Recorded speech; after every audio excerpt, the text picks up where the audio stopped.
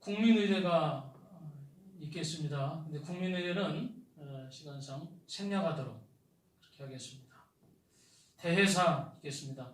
익산 4.3만세 운동 기념사업회 회장이신 전영철 목사님 나오셔서 대회사 있겠습니다. 대회사는 지면으로 대신하겠습니다. 대신에 목사의 신분으로서 같이 기도만 하시면 어떨까요? 네. 한 분은 기도하셔야 돼요? 네. 기도하시겠습니다.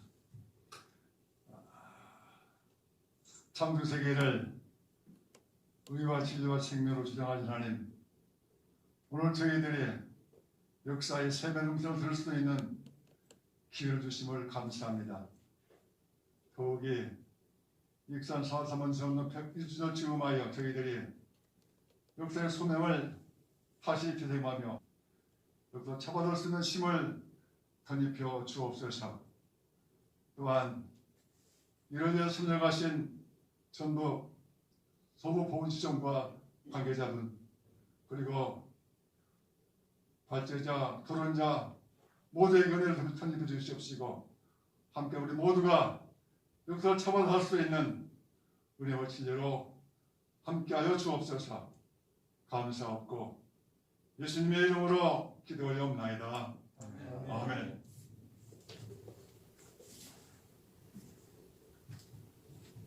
축사는 시간상 본지면으로 대신하겠고 한 말씀만 올리고 축사를 대신하려고 합니다.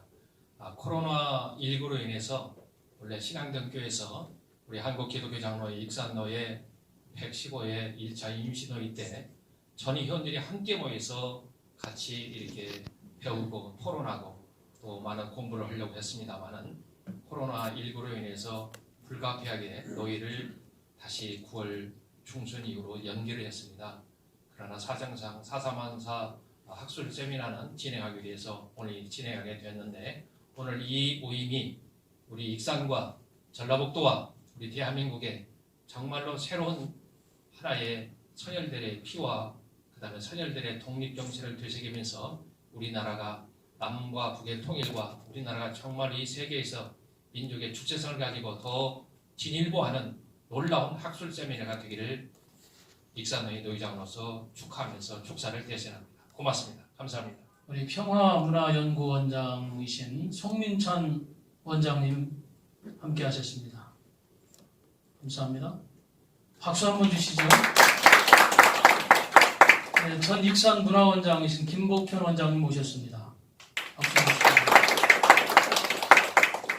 전주대학교 상학과 명예교수님이신 주명준 교수님 모셨습니다. 전북대 사학과 교수님 한문정 교수님 모셨습니다.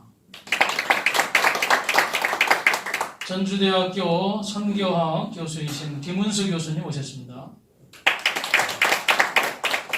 독립운동가 김춘배 열사의 후손이신 김경근 목사님 모셨습니다. 네, 감사합니다. 주제 발표, 우리 한문정 교수님의 주제 발표가 있겠습니다. 우리 한문정 교수님 전북대학교 사학과 교수님이시고, 오늘 주제 발표의 주제는 일제강점기 익산 지역의 일본인 농장과 농지 침탈이라는 주제로 한문정 교수님의 주제 발표가 있겠습니다.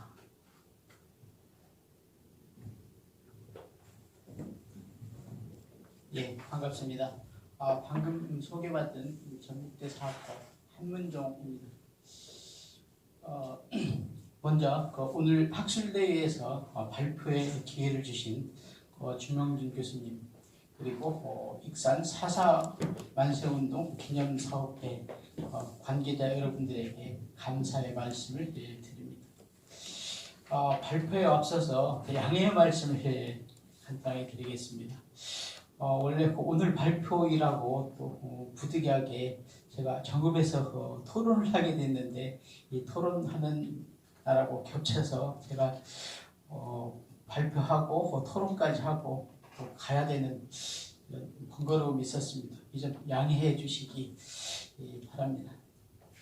그럼 발표를 시작하겠습니다. 근데 오늘 발표는 시간 관계상 우리 35쪽에부터 발표문이 있는데요. 이 발표문을 간략간략하게 요약하면서 발표하도록 하겠습니다. 35쪽에 나와 있는 머릿말 부분입니다. 이번 학술대회는 일제의 수탈에 저항하여 일어난 익산 4.3만세 운동과 역사적 의미를 재조명하기 위해서 개최되었습니다.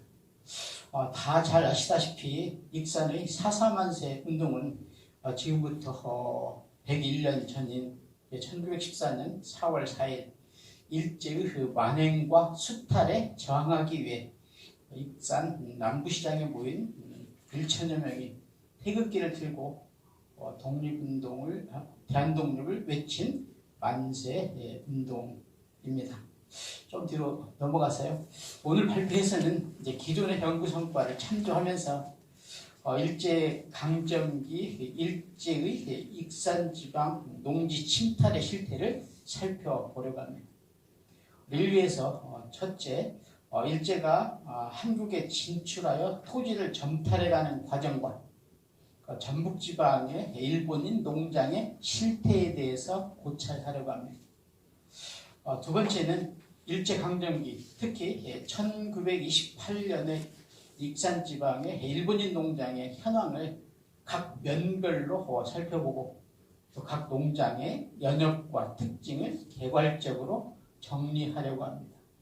마지막으로 익산지방의 일본인 농장이 1936년에는 어떻게 변화되어 갔는지를 살펴보려고 합니다.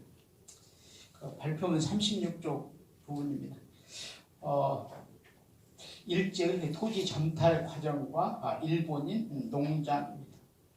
먼저 일제의 토지 점탈 과정을 간략하게 살펴보면 일제가 점탈한 토지의 소유권을 최종적으로 법적으로 인정한 조치는 1910년 토지조사 사업입니다.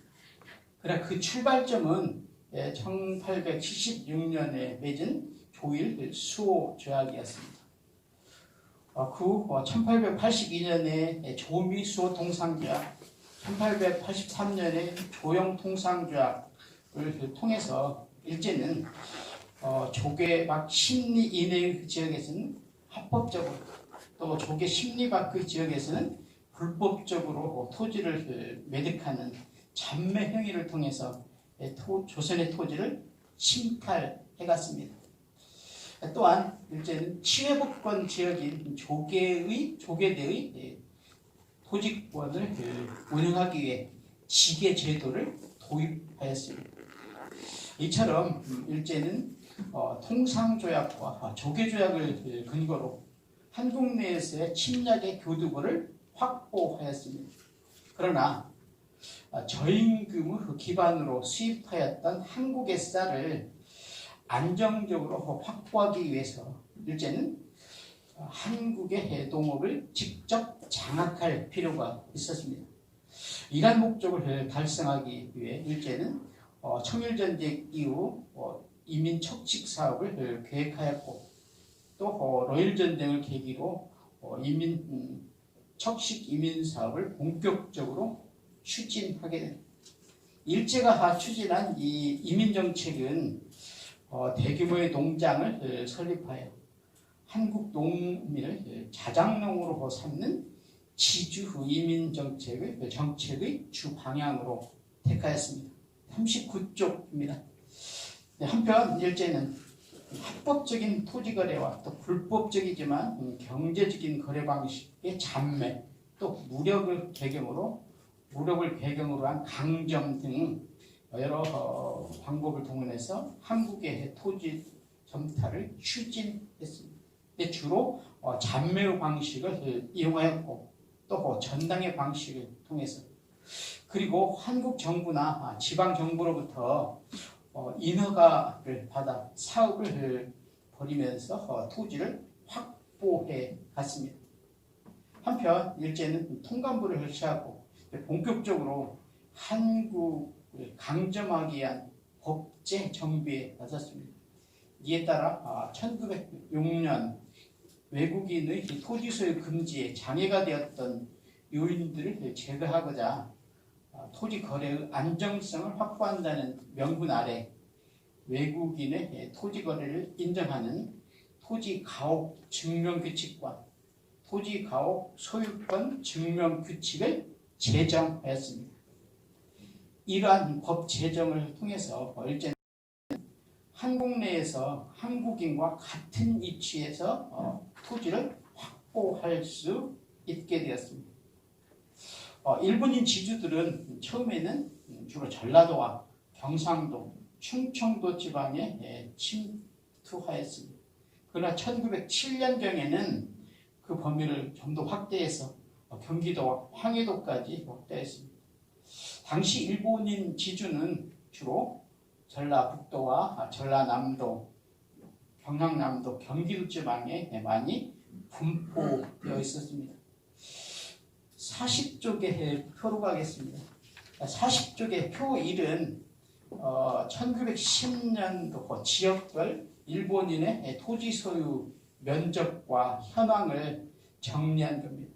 이 표를 통해서 보면 일본인의 토지는 전국의 각지에 분포하고 있었지만 그 비중은 전남이 가장 많았고 그 다음으로는 전북 순이었습니다.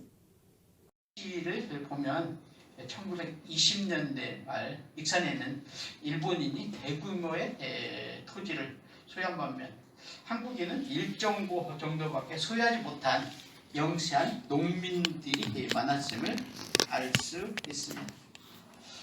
건너뛰어서 46쪽으로 가겠습니다. 다음에는 익산지방의 일본인 농장의 현황과 특징에 대해서 살펴보겠습니다. 표 4는 1928년 10월 현재 익산지방에 있는 주요 농장의 창업 연월, 소재지, 또 농장주, 소유 농지 등을 표로 간략하게 정리한 것입니다. 이 표를 통해서 보면 47쪽입니다. 1928년 10월 현재 익산군에는 모두 21개소의 농장이 있었습니다. 그 농장 중에서 일본인 농장은 호소카와 농장을 비롯해서 17개소, 한국인 농장은 화성 농장을 비롯하여서 4개 해소가 있었습니다. 역시 이를 통해서 보면 당시 익산군에는 일본인 농장이 대부분을 차지하고 있음을 알 수 있습니다. 또한 농장 사무소를 지역별로 보면 익산면이 7개소로 가장 많았고 그 다음 함열 4개소, 오산, 춘포 3개소 순이었습니다. 그 다음에는 1928년 현재 익산에 있었던 21개의 농장의 창업 시기와 또 창업 과정, 또 농장주와 농장의 사무소, 소유 농지, 그리고 이들 농장들이 1936년에는 1,600여 명에 이를 정도로 많았습니다. 그 밖에도 전북지방에는 1,000여 정보 이상을 소유한 농장이 이시카와 농장을 비롯해서 9개소가 있었습니다. 이때 전북지방에 있었던 일본인 농장 사무소를 보면 이때에는 옥구군이 11개로 가장 많았습니다. 그 다음이 익산군이 10개소, 또 김제 9개소이었습니다. 또한 이 당시 익산 지역의 일본인 농장은 10개소였습니다. 근데 앞에서 살펴본 것처럼 1928년 익산 지역의 일본인 농장은 17개소였습니다. 그래서 1928년에 비하면 그 수는 약간 줄어들었습니다. 그러나 이들 일본인 농장이 소유한 토지를 보면 1928년에는 대략 6,400 정도였습니다. 그런데 1936년에는 그보다 3배 정도 많은 18,000 정도에 이르렀습니다. 이는 1930년대에 이르르면 일찍 농지 수탈이 익산 지방에 집중되었음을 나타내는 것이라고 할 수 있습니다. 결론 부분은 앞에서 이야기했던 부분들을 간략간략하게 요약한 것입니다. 시간 나실 때 한번 읽어보시기 바랍니다. 그리고 마지막 분 56쪽에 있는 마지막 단락을 간단하게 읽으면서 발표를 마치도록 하겠습니다. 위에서 살펴본 것처럼 1910년 이전부터 조선에 대한 경제적 수탈, 즉 토지 수탈을 극제화를 위한 일본인 농장이 익산을 중심으로 급격히 진행되었음을 알 수 있습니다. 결국 익산 지역은 일제의 토지 수탈의 최전선이자 가장 첨예한 경제 침략의 현장이었습니다. 또한 일제의 토지 수탈과 고유의 소장료는 익산 지역의 한국인들에게 원성의 대상이 되었습니다. 이에 저항하기 위해 1928년 박영관 등은 이리 동쪽 지점을 습격하려다 체포되었고, 또 1930년 초에는 우콘 농장에서 소작쟁이를 벌이기도 하였습니다. 이상으로 발표를 마치도록 하겠습니다. 감사합니다. 익산 문화원장이신 김복현 원장님의 전북 지역 토지 점탈의 현장을 주제로 해서 토론하시겠습니다. 예, 대단히 고맙습니다. 자, 제가 이런 말씀을 한 말씀 올리고 싶습니다. 경술 국치해 나라를 빼앗겼던 날, 그게 옛날 달력에는 8월 29일 날 밑에 국치라고 써 있었어요. 근데 최근에는 그 말조차 사라져가고 있습니다. 나라를 빼앗겼던 날, 110년 전 힘이 없어서 나라를 빼앗겼던 1910년 8월 29일 이날을 잊지 말자고 우리 조상들은 달력에다 기록을 하면서 살았습니다. 근데 요새는 학교에서도 가르치지 않냐고, 어른들도 모르고, 가정에서도 얘기 안 하고, 사회에 나와서도 얘기를 안 하니 8월 29일 날 일본 사람들한테 나라를 빼앗겼던 그 서러움을 아는 사람은 별로 없어요. 조금 전에 우리 한 교수님께서 자세히 말씀을 해주셨지만은 나라를 빼앗겼다는 것은 무엇을 의미합니까? 바로 대한민국의 땅을 빼앗겼다는 겁니다. 땅을 빼앗긴 상세한 얘기를 지금 조금 전에 들으셨습니다. 1910년 우리나라를 병합한 일제는 총독부에 토지조사국을 설치해놓고 1912년에는 토지조사령을 공표해서 외국인 토지 소유를 법적으로 확인하는 토지가옥 증명규칙, 토지가옥 저당규칙을 발표하여 토지가옥의 매매 저당 교환 증여에 대한 법적 기초를 만들었습니다. 이때 우리 대한민국 사람들은 정말로 억울했죠. 그때 당시 우리 대한민국 사람들은 글도 말도 잘 몰랐습니다. 글을 몰랐습니다. 뭘 신고하라면 신고할 줄도 몰랐습니다.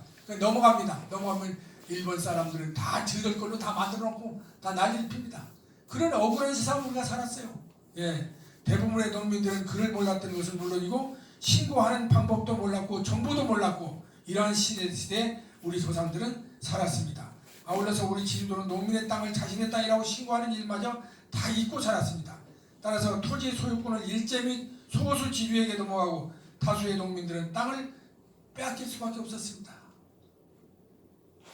땅을 빼앗긴다는 거 한번 상상해 보세요. 땅을 빼앗긴다는 것은 정말로 억울하죠. 지금도 마찬가지입니다. 뭐래도 땅을 빼앗아간다는 것은 억울하기 짝이 없습니다. 근데 우리 조상들은 그 억울함을 용케도 견디면서 잘 지내왔습니다. 거기에 앞장섰던 것이 바로 동양척식주식회사라는 그런 회사를 만들어가지고 헐값에 불하고 여기에서 전부 우리 대한민국의 땅을 착취하기 시작합니다. 자, 이런 과정을 거치면서 수탈 현장이 어디가 가장 많았냐? 우리 교수님이 조금 전에 지적을 해주셨습니다. 호남 지역이 있습니다. 특히 호남 지역 중에서도 전라북도 익산이 우리의 시선을 집중시켰습니다. 왜 익산이었을까? 여기에 계신 분들이 다 알고 있습니다. 익산은 만경강이 있습니다. 만경강 주변에는 엄청나게 좋은 농토가 있었습니다. 이 농토를 차지하려고 일본 사람들이 이쪽에 돈 신경을 다 썼던 것입니다. 이런 사실들을 우리 한문용 교수님께서는 이번에 적나라하게 다 점검을 해주셨기에 대단히 고맙다는 말씀을 거듭 드리지 않을 수 없습니다. 우리 한 교수님의 논문을 통해서 새삼스럽게 알게 된 것은 1903년도부터 1910년 한일 강제 병합 직전까지 전북에 창업된 일본인 농장이 14개였다는 것을 알게 되었습니다. 이는 가히 충격적이라 하지 않을 수 없습니다. 1910년 이후에서 27년까지 20여 개소의 일본인 농장이 설립하여 전국 지역에 도합 34개소의 일본인 농장이 설립되었음을 우리는 알 수 있었습니다.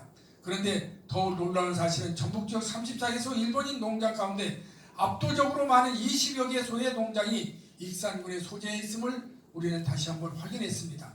일제에 착취를 당한 군산 옥구 지역이 불과 9개소였는데 비해서 익산에 너무나도 많았다는 그러한 사실을 다시 한번 실감하게 되었습니다. 익산에 이렇게 많은 일본인 농장이나 사무소가 많은 이유는 익산이 만경강 유역과 전북평야의 중심이었다는 데 연유하고 있습니다. 1908년 전주와 군산을 잇는 전군 가도와 1912년 호남선의 개통, 1914년에 군산선, 1914년에 전라선 개통 등 교통의 요지가 되다 보니까 이러한 일을 하는데 큰 도움이 되었던 것도 사실이었습니다. 익산이 일본인들의 토지 수탈에 당한 사실을 웅변하고 증명해주는 사실이 우리 한 교수님의 논문에 의해서 적나라하게 밝혀졌습니다. 익산에 수리조합이 3개 있다는 것도 조금 전에 발표를 했습니다. 자, 세계 수리조합이 복리 지역이 얼마 있습니까? 엄청나게 넓은 땅이었습니다. 이 중에 일본인들이 이 땅을 대부분 차지했습니다. 한국인들은 조그마한 못쓸 땅, 그야말로 일본인들이 가져가지 않는 땅에 정착을 해서 농사를 짓고 살았습니다. 이로써 익산은 일제의 한국 토지 첨탈의 중심지가 되었고 경제 침략의 현장이 되었음을 우리는 새삼 알게 되었습니다. 하루아침에 토지를 빼앗긴 우리 대한민국 사람들은 소장인이 되거나 정든 고향을 등지고 타처나 간도로 이주해 갈 수밖에 없었던 그야말로 과거의 억울한 시절도 있었습니다. 그동안 막연하게 알았던 사실을 오늘 일목요연하게 표를 통해서 이해시켜준 우리 한 교수님께 대단히 고맙다는 말씀을 다시 한번 드리면서 2가지만 질문하겠습니다. 첫째로 익산 지역의 수많은 일본인 농장 가운데 춘포면 대장촌리에 위치한 호수가와 농장이 있는데 이 호수가와 농장에 대해서 자세하게 말씀을 좀 해주시면 대단히 고맙겠고, 그리고 조선시대에 대장촌이 있었다고 발표했습니다. 이 사실에 대해 왜 대장촌이라고 했는지에 대해서도 아시는 바 있으면 한 말씀 언급해 주시면 대단히 고맙겠습니다.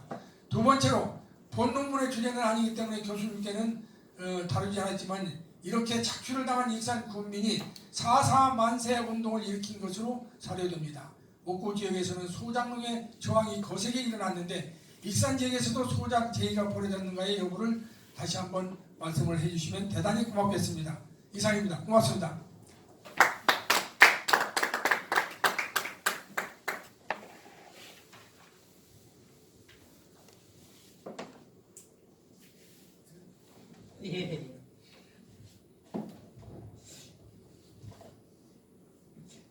먼저 제 발표문을 꼼꼼하게 읽어주시고 또 많은 지적을 해주신 김복현 전 익산문화원장님께 감사의 말씀 먼저 드립니다.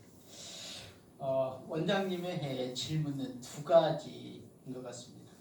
하나는 호석고와 농장이 있었던 춘평문 대장촌이라고 하는 지명이 조선시대에 있었는지에 대한 질문입니다. 다른 하나는 익산 지역에서 소작쟁이가 일어났는지에 대한 질문입니다. 곁들여서 호숫가 농장에 대해서 간략하게 말씀을 해주시라고 했습니다. 호숫가 농장에 대해서는 발표문 47쪽 하단부에서 48쪽 중간까지 제가 간단하게 호숫가 농장과 대장촌에 대해서 거기 정리를 해놨습니다. 아마 여러분들 읽어보시면 다 이해가 가실 걸로 생각이 돼서 그건 답변은 하지 않도록 하겠습니다. 첫 번째 질문에 대한 답변입니다. 익산시는 이 대장이라고 하는 지명이 일제강점기에 만들어진 일제 잔재다라고 하는 사실에 근거해서 조례를 개정하고 1996년 1월에 춘포면 대장촌리를 춘포면 춘포리로 개칭하였습니다. 그러나 최근의 연구에 의하면 이 대장촌이라고 하는 지명이 일제의 침략 이전에 있었던 이름이고 또 일본 지주 특히 호숫가와 농장이 이곳에 자리를 잡으면서 대장촌 큰 농장이 있는 마을로 바뀌었다라고 주장하는 학자도 있습니다. 그래서 여러 기록을 통해서 대장촌 또는 뭐 대장 길장자 쓴 대장촌, 그 다음에 마을장자 쓴 마당장자 쓴 대장촌 한번 제가 몇 개만 찾아봤습니다. 1901년에 전주 군수 전령에 보면 긴장자의 대장포가 등장합니다. 그리고 1902년에 김제군수 전령에 보면 역시 마당장자의 대장촌이 등장합니다. 또한 1894년 5월에 주한일본공사의 기록과 또 10월 16일자의 주한일본공사의 기록을 보면 또 전주 대장촌이라고 해서 길장자의 대장촌이 등장하고 있습니다. 그 밖에도 대장교회사 백년사에는 1894년 4월 5일 남장로교 네놀주 목사와 또 의료선교사가 전라도를 답사하던 중에 대장촌에서 숙박하였다라고 하는 기록이 보입니다. 또 같은 해 8월에는 이호경의 남유 수록에 전주 대장촌이라고 하는 또 지명이 등장합니다. 이와 같은 기록들을 종합해 보면 1910년 일제강점기 이전인 이미 1894년에 길장자의 대장촌이 존재하고 있었고 또 1902년에는 마당장자의 대장촌이라고 하는 지명이 있었습니다. 다만 그 질문에서 말씀하신 것처럼 이 대장촌이라고 하는 지명이 그러면 조선시대부터 있었는지에 대해서는 제가 그 부분까지는 아직 확인을 하지 못해서 자세히 말씀드릴 수 없습니다. 하여튼 1910년 이전에도 대장촌이라고 하는 그 지명이 존재하고 있었던 것만은 확실한 것 같습니다. 두 번째 질문에 대한 답변입니다. 일제강점기의 소작쟁이는 지주들의 높은 소작료 착취에서 비롯되었습니다. 농민들의 그 소작쟁이는 1933년 조선 소작 조정령 공포 이후 급증하였습니다. 전라도의 경우 1926년부터 34년까지 8년 동안 소작쟁이는 5천여 건에 머물렀습니다. 그러나 1935년부터 1939년까지 5년간은 무려 17,000여 건에 이를 정도로 수작쟁이가 많이 일어납니다. 익산 지역의 수작쟁이를 보면 1926년에서 29년까지 5년 동안은 82건으로 매우 적습니다.